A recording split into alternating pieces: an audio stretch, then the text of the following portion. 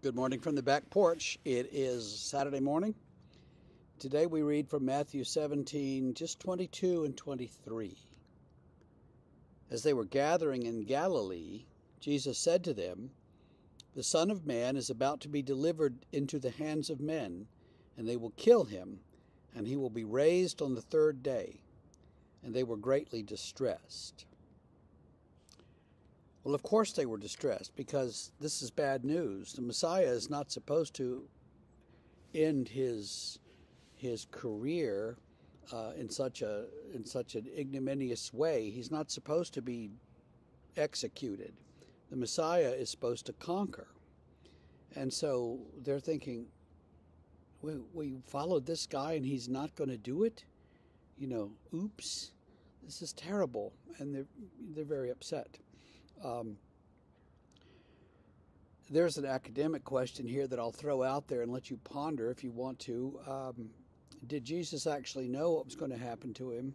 Or does Matthew put that in Jesus' mouth because Matthew is writing after the fact and knows what happened?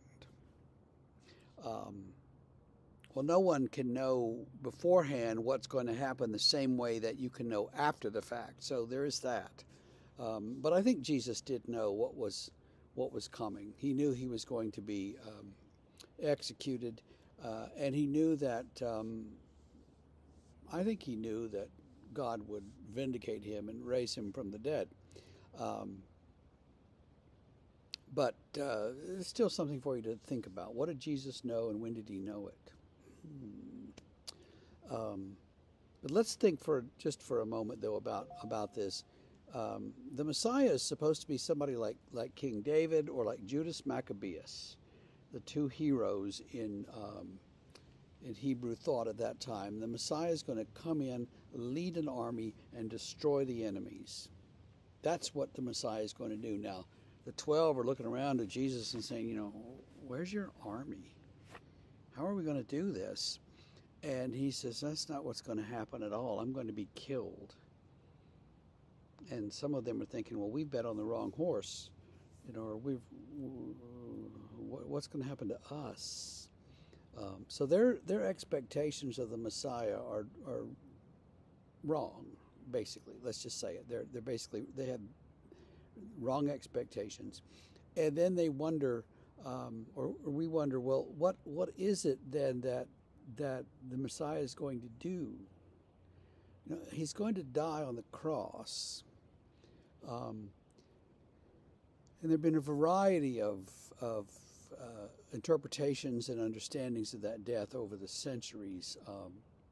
That he's some sort of ransom to the devil, or that it was some sort of punishment that Jesus took for us because we couldn't take the punishment.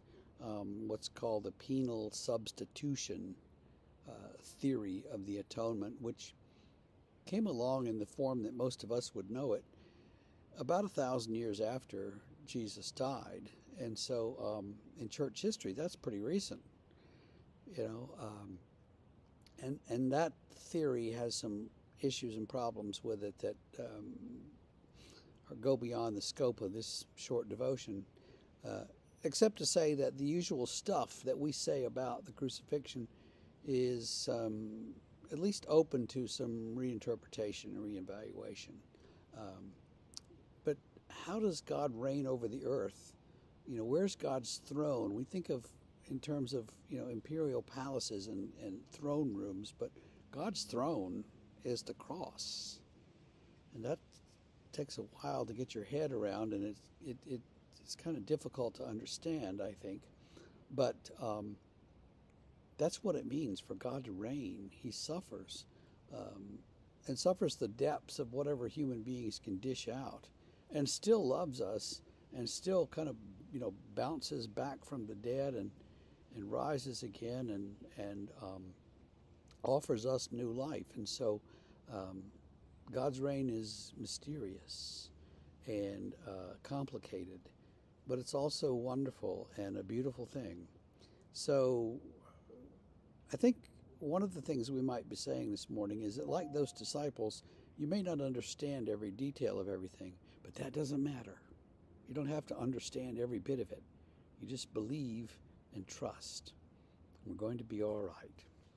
Well, we'll see you Monday morning.